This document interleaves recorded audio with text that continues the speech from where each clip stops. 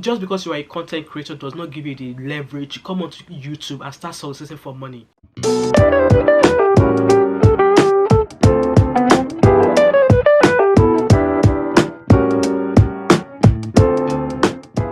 Hi everyone, welcome back to my channel. My name is Wemimo and I'm also known as Dark Mama 5 and also known as TMO5 Candle Co because I sell candles. And if you're new to my channel, welcome, and if you're a returning subscriber, thank you for always coming back. So today I've come to spill some coffee,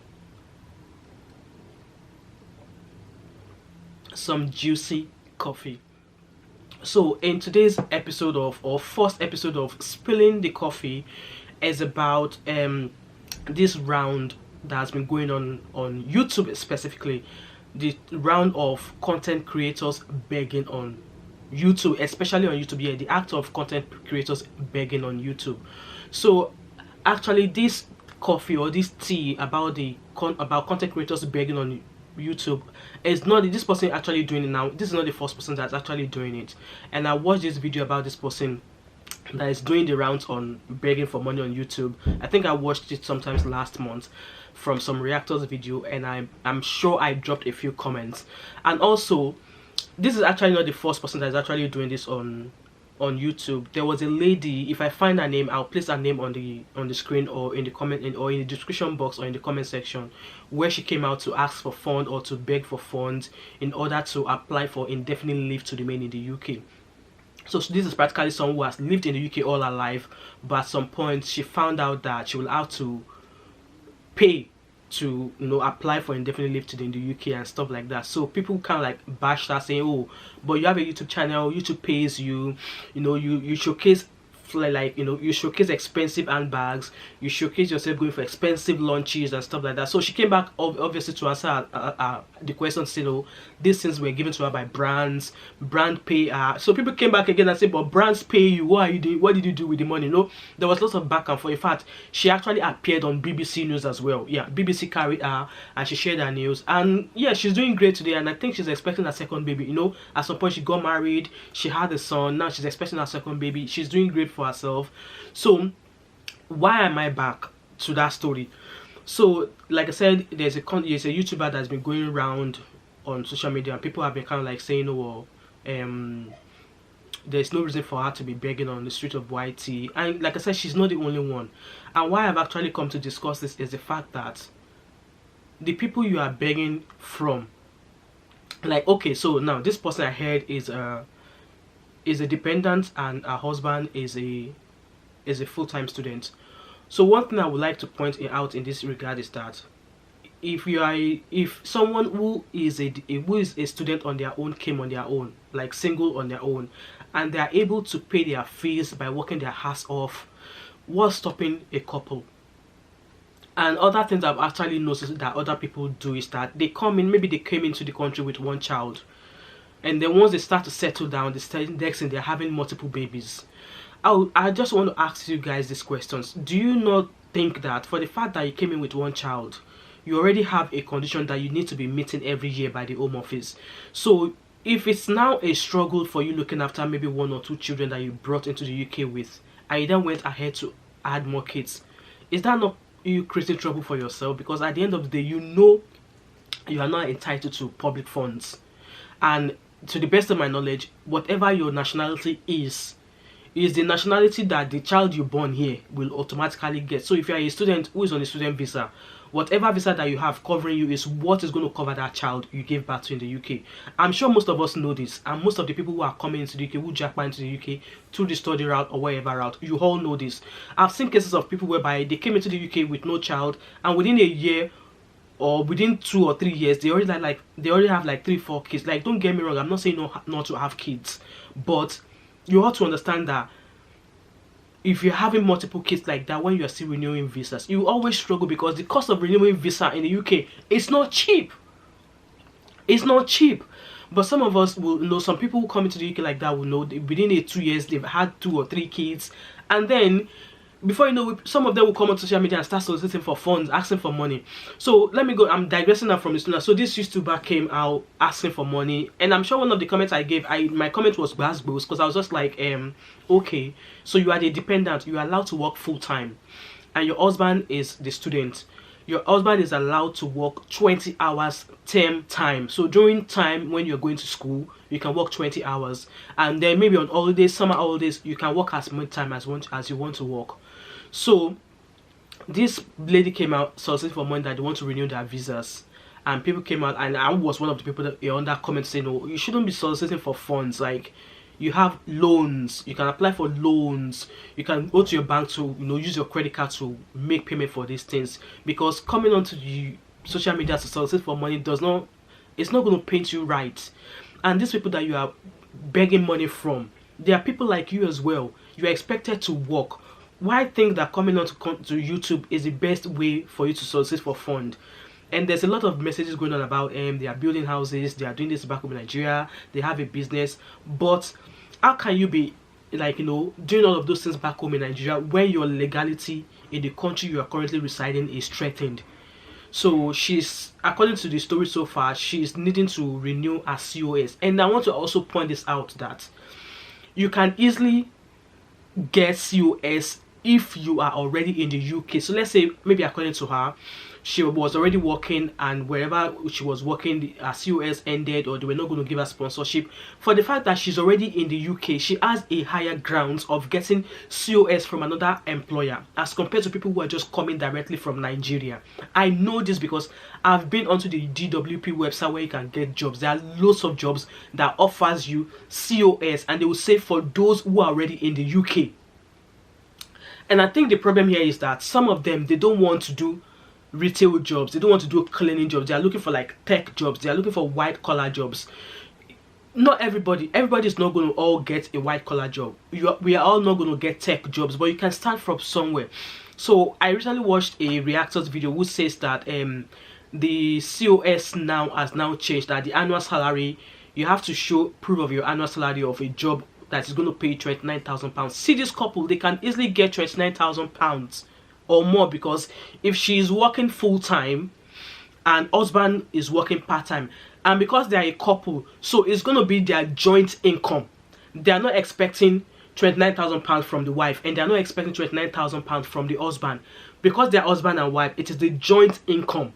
The income of both of them should be £29,000 per annum. And there are jobs out there that will provide. So if the wife is working full-time and she's bringing in £22,000 per annum, and the husband is making, maybe on his own side as a part-time job, is bringing his income, and they are joining together, trust me, they can get £29,000 per annum. And like I said, they can easily get COS within the UK because they are already within the UK. And I'm going to leave a bit of scroll here for jobs on DWP website that are offering COS.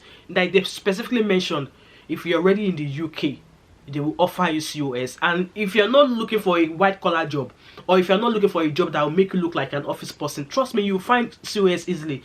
Like I said, that's one of the mistakes some of the people who jackpot into the United Kingdom are making.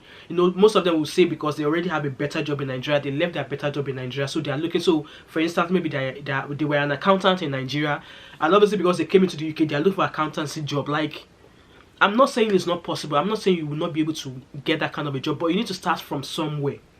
Start from from the bottom and work your way up. Same thing goes to people who say, oh, they've been applying for jobs and they've been turned down because they don't have experience. Like I said, if you start from so if you're looking for a particular job, which is your goal, and you don't have the experience, so just because you've come from Nigeria does not mean that they are going to employ you straight away. If they're telling you that you don't have the experience, start from low. Like me, that I'm sitting here, I've worked as a kitchen porter before, I've done cleaning before. Name the job that I've not done before. You need to work your way up. Let's say you just need to work any of those jobs for at least 6 or 9 months. Afterwards, if it's tech job you want, whatever job you want, you can easily apply for it. But if you're coming directly from Nigeria, you're expecting to get a white collar job straight away, Mr. Man, madam, you need to think really hard. So what I'm saying in essence is this, that just because you are a content creator does not give you the leverage to come onto YouTube and start soliciting for money. Because these people that are watching you, they are your subscribers. YouTube pays you. They get money from YouTube. YouTube pays you money. And if the money is not a lot, you have your own side, also your job, and your husband as well. You can both bring your income together. Like I said, it is a joint income they're expecting. It is not just a wife must bring proof of £29,000 job when they know your husband is a student. So they're not going to expect your husband to bring £29,000 proof of income per annum. It is joint income as husband and wife. That, if I'm wrong, I stand to be corrected, but to the best of my knowledge, that is what I understand that to be. And also, in terms of having children who are of school age or who are below the age of, of school age, so in this regard, working shift jobs is going to be the best thing for you. So like my daughter is at uni, and I think she has 3 days or 3.5 days of uni. So 1.5 days is on campus. The remaining 2 days she's studying at home, and I think they call it hybrid studying or something. So if your husband is doing masters or doing PhD, I don't think your husband is going to campus 4 days or 5 days a week. So you just have to maybe like do a kind of find some sort of shift job. He needs to find a shift job. I know of PhD students here in Glasgow who are stacking shelves in Tesco, and for the fact that they are stacking shelves in Tesco, they are doing well. Not to talk of when 2 of you are together, you are working full time. Your husband can as well do shift jobs, which means that maybe an evening job or a night job, regardless of, depending on what job you do, and you can both make it work. Like I said, I've been in this country for a very long time. I'm raising 5 kids, and myself and my husband raise these kids ourselves. We've not had to go give anybody our kids because we want to make a living. We've worked together with ourselves to make sure, like, it's just like other videos I've seen on social media. Wife is coming through the door, the husband is handing the children to the wife, and husband is going out. That's how you make it work. But then I think all this coming online to sources for money, and also all these content creators, and also I'll say this to your new subscribers: these content creators that are coming to you, trust me, they have money, but they'll be coming out to you and acting as if they don't have money. Trust me, they have money. They don't all portray their wealth. Yes, YouTube has made it possible for you as a subscriber to gift content creators if you agree, or if their content has been of help to you. And I'll pop an image here because I have same on my channel as well. You can, support their channel and say, oh, I actually love the information they've shared. I want to give them $5 or I want to give them £5. That's alright, because YouTube knows people like that wants to gift people they are watching. But when you're actually coming and saying that I want to pay school fees, I want to apply for indefinite leave to remain, I don't have the money, like, go get a effing job. Okay? Go get a effing job. Both of you should go get jobs. I understand your husband is a student, he could get a part-time job. And you could get shift job. There's lots of customer service jobs. There's lots of work at home that are giving you part-time jobs. And the wife as well. Both of you can easily make £29,000 a annum joint income. Because if you're already complaining about you not being able to raise money for your visa fees and stuff like that, so how are you, like, affording basic essentials? How are you affording clothes, food, paying your bills, going out to eat? And I even heard that this content creator also complained about not being able to celebrate birthday. Like me, that I've been in the UK, how many videos on my channel have you seen me celebrating birthday parties for my kids? It's not as if I don't want to do it. I just felt like, what's the need for it? I'd rather use that money that I'm going to use to celebrate birthdays for them, to take them out to have a nice lunch, or buy them a beautiful gift that I know they will appreciate, rather than wanting to throw parties. Like, throw parties when you're struggling. Like, make it make sense. Anyway, guys, this is the end of my story.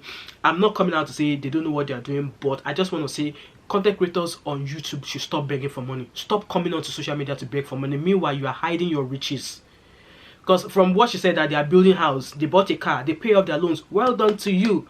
But if you're doing that and you are hiding it, don't stop coming onto your channel or to social media and start asking your caring, gullible subscribers for money. Stop it. It just doesn't speak well of you. Stop it. People in Nigeria are having it bad more than you. But I don't think I've seen many Nigerian YouTubers on YouTube actually coming to ask for money. Maybe there are some, but the ones I've watched, I've not seen them I've not seen them coming to beg for money. But you are in the abroad, you have the opportunities that those in Nigeria do not have, and you think coming onto YouTube to solicit for money is the best thing? Come on, get off it. It's not. It doesn't look good on you. Anyway, guys, let me know so far what you think about the content creators who come onto YouTube to beg for money. Let me know what you think about that. Do you think it's okay? Do you think, yeah, let them beg for money, they have the chance? Let me know. And obviously, from what I've read so far, everything I've said in this video, I stand to be corrected. Okay, I'm not saying I know everything about UK laws or policies or immigration laws. No, I'm not saying that. But at times, common sense, it does help to make use of common sense at times. Anyway, like I said, drop your thoughts and opinions in the comment section. I'll be reading through them and I'll be replying to the ones that I felt that, oh yeah, okay, that's all right. And don't forget to like, drop a comment like I said earlier on. Subscribe if you're yet to do so. Turn on the post notifications so you don't miss any other video from me. And share this video. And I'll catch up with you in my next video. Alright? Bye.